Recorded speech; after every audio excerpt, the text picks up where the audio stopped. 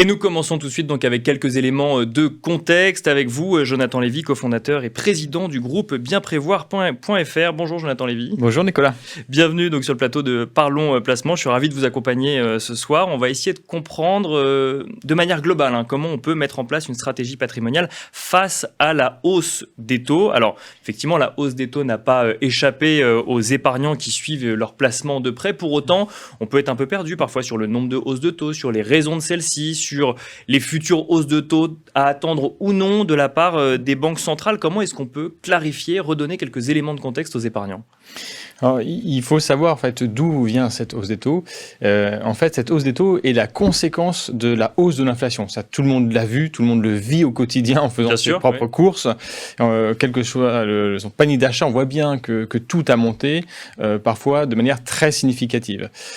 Il faut lutter contre l'inflation. L'inflation est un vrai fléau. Ça obère notre pouvoir d'achat. Donc, c'est le rôle de la Banque centrale européenne. Et pour lutter contre la hausse de l'inflation, elle monte les taux d'intérêt. Alors, il y a différents niveaux de taux d'intérêt. Elle agit sur les taux directeurs. Il y a encore 3 taux directeurs. On ne va pas rentrer dans le détail de ces 3 taux directeurs. En agissant sur les taux à court terme, les taux directeurs sont des taux à court terme, elle va agir sur toute la courbe des taux, indirectement, y compris sur les taux à long terme, qui ne sont qu'une anticipation des taux à court terme dans le futur. Les taux auxquels empruntent finalement les États, c'est ça qu'il faut comprendre. Alors, effectivement, les États empruntent sur les marchés financiers à court terme, à moyen terme, à long terme. Et donc, ces taux-là dépendent en très grande partie, principalement, des taux de la BCE à court terme et surtout des anticipations de taux de la BCE dans le futur, sur les prochaines années. Mais également, il y a un autre paramètre qui rentre en ligne de compte, c'est la probabilité que l'État rembourse le porteur. L'État allemand et l'État français, c'est pas tout à fait pareil. L'État grec, c'est pas tout à fait pareil. L'État polonais, portugais, chaque État, les États-Unis, ont un risque crédit qui rentre dans le prix, dans le taux auquel il doit emprunter pour se financer. Donc on voit la Fed ou la BCE augmenter donc leur taux directeur, leur taux d'intérêt directeur. Qu'est-ce qu'il faut en déduire ? Qu'est-ce qu'il faut en comprendre sur le contexte ? Déjà, est-ce qu'on peut anticiper une fin à ces hausses de taux ? L'inflation est en baisse significative depuis un an maintenant. Le pic est largement atteint. Pour les banques centrales, ce n'est pas suffisant. Que ce soit la BCE, la Fed, le discours n'est pas tout à fait le même. C'est la première fois où on a un discours un peu divergent entre les deux. La Fed nous dit je fais une pause, mais je suis très vigilante sur l'inflation à venir. Et il se pourrait, en filigrane, elle dit qu'elle pourrait encore remonter les taux. La BCE est plus prudente, puisqu'elle dit que la conjoncture est moins bonne.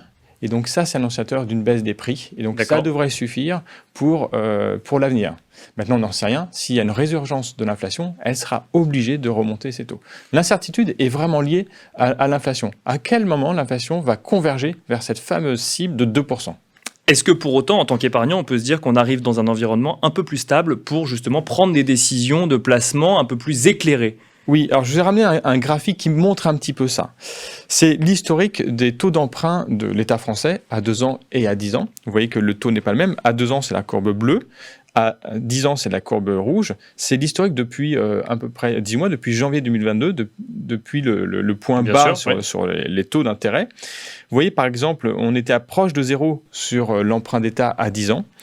Les taux ont fortement monté sur toute l'année 2022.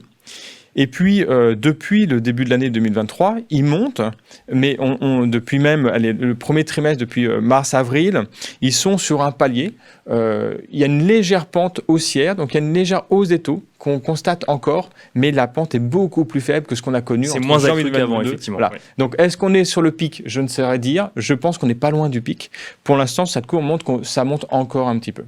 Pour autant, ça donne un environnement, un contexte un peu plus stable pour l'investissement. En tout cas, on sait effectivement comment arbitrer, comment organiser la gestion de son patrimoine ou une stratégie patrimoniale. Est-ce qu'il y a des placements à privilégier par rapport à d'autres ? Est-ce qu'il y a des stratégies à mettre en place ? Alors, si on croit à ce scénario en fait, de stabilité des taux d'intérêt, si on a atteint le pic, et quand on regarde d'ailleurs la pente de la courbe, sans rentrer dans le détail, les marchés anticipent même une baisse des taux dans les 2 ans à venir. D'accord. Donc, on serait sur pas loin du pic et bientôt la BCE en 2024, elle va commencer à rebaisser ses taux, 2024-2025. Et les taux longs anticipent en fait ce mouvement, comme j'ai expliqué tout à l'heure. Alors, si on croit ce scénario-là, effectivement, c'est intéressant d'investir sur l'obligataire. Donc, je vous ai ramené un tableau pour comparer un petit peu les différentes classes d'actifs. Je vous propose de le regarder. Et sur l'obligataire, vous pouvez miser en fait en figeant des taux d'intérêt élevés aujourd'hui, et vous bénéficierez d'une baisse des taux. Parce que lorsque les taux baissent, la valeur des obligations augmente. Donc, vous pourrez réaliser des plus-values si ce scénario de baisse des taux se produit dans les mois ou dans les années qui viennent.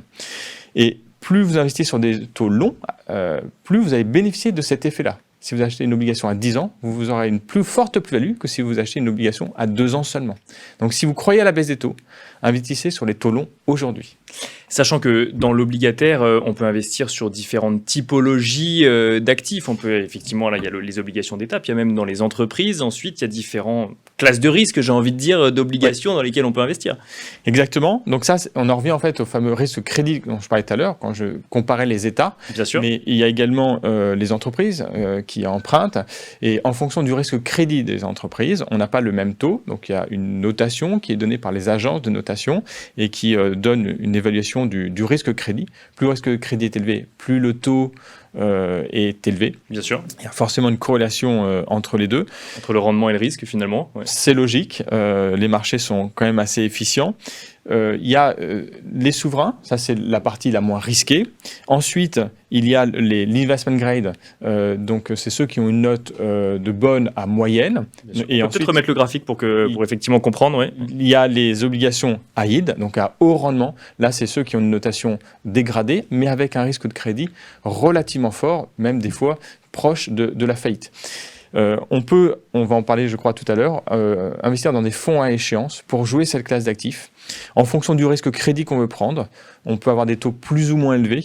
Donc on a vu le souverain français à 10 ans était de l'ordre de 3,30 et on peut aller jusqu'à 7-8% si on accepte de prendre du risque crédit supplémentaire. On voit dans le tableau également les actions. Alors c'est vrai qu'on a tendance à dire que dans un contexte de hausse des taux, il faut aller chercher des opportunités sur l'obligataire. Est-ce que ça veut dire qu'on délaisse les actions, Jonathan Lévy ?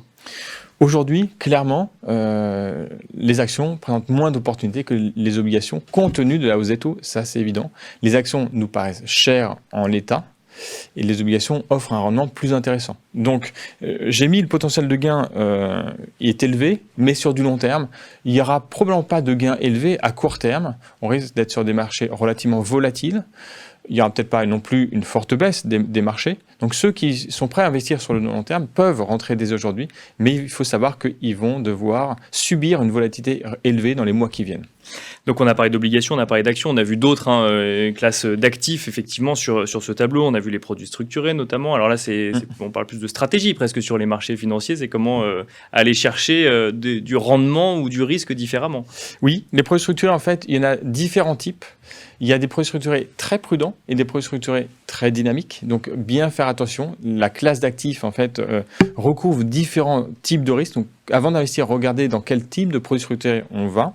Aujourd'hui, avec la hausse des taux, on peut avoir des produits structurés très sécures, même à capital garanti, qui offrent des rendements intéressants. On peut avoir, par exemple, jusqu'à 5% de coupons garantis avec un capital garanti aujourd'hui, si on accepte d'être investi à 10 ans.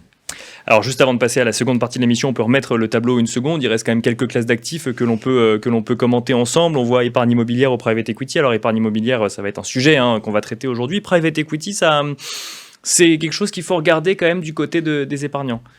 Oui, parce que c'est une classe d'actifs à part entière. Et en termes de diversification, je pense que c'est important d'avoir toutes les classes d'actifs représentées dans son patrimoine.